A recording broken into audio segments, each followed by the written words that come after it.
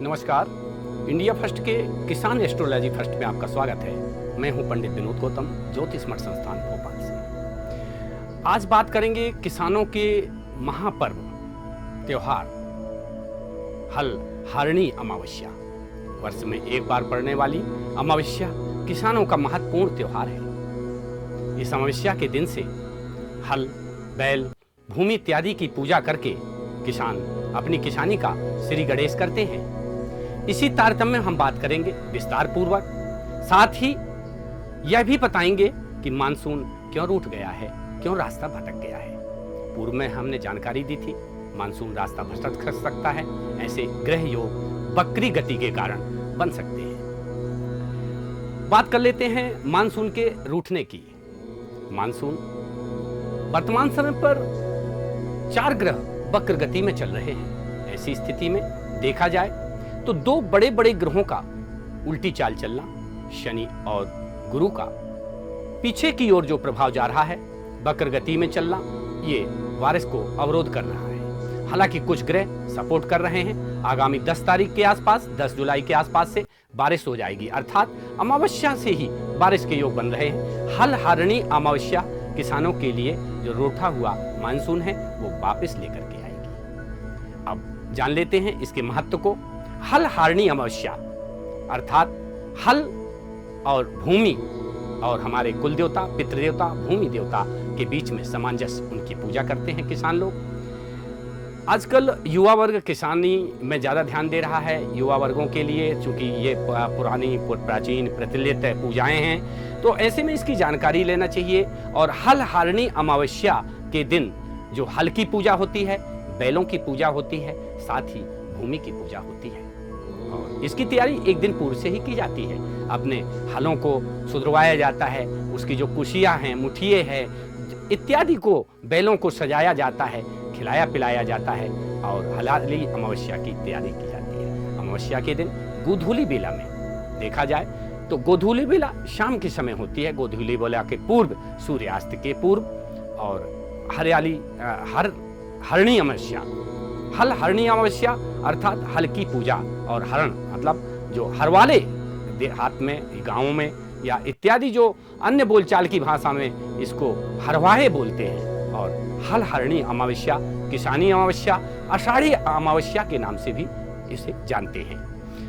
अब देखते हैं कि हरियाली अमावस्या के समय पर कैसे पूजा विधि विधान करें। तो हल को हम अपने खेत में ले जाते हैं, साथ ही बैल के 2 जोड़ों को ले जाते हैं। आजकल चूंकि आधुनिक कृषि यंत्र चले हैं तो उसमें ट्रैक्टर इत्यादि से खेती होती है, तो उस समय पर ट्रैक्टर की पूजा की जाती है, ट्रैक्टर के ड्राइवर की पूजा की जाती है, साथ ही उनको तिलक लगाया जाता है। इस कामना के साथ में भूमि की पूजना की जाती है कि इस वर्ष हमको फायदा ही मिलेगा, किसानी खेती में किसी भी प्रकार का कोई व्यवधान अवरोध उत्पन्न नहीं होगा। और मानता है कि ऐसी पूजा से जो हल हरणी अमावस्या के दिन जो पूजा की जाती है उसमें कुल देवता, पितृदेवता, भूमि देवता इत्यादि सब प्रसन्न होते हैं और किसानी में कि किसानों को उचित फायदा प्राप्त होता है। उनका जो किसानी का व्यवसाय है वो बहुत ही फायदेमंद हो जाता है। तो ऐसे में हल हरणी अमावस्या के समय पर पूजा अर्चना बहुत आवश्यक है।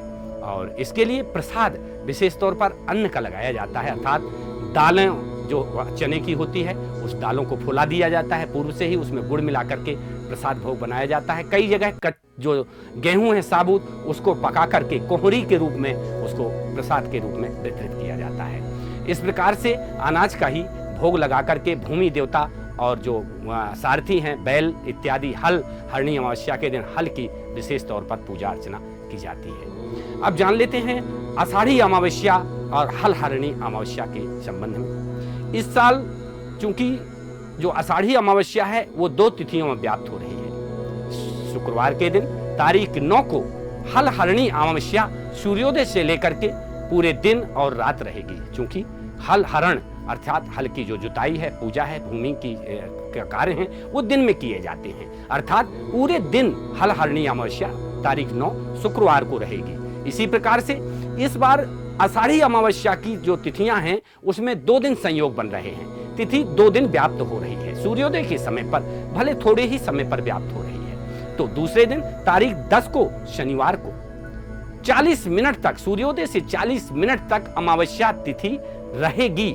इस कारण इस दिन भी विशेष तौर पर स्नान दान इत्यादि के लिए तथा शनि उपासना इत्यादि के लिए यह अमावस्या उपयुक्त मानी गई है। देव पितृ कार्य के लिए ये अमावस्या जो आषाढ़ी अमावस्या है यह उपयुक्त मानी गई है।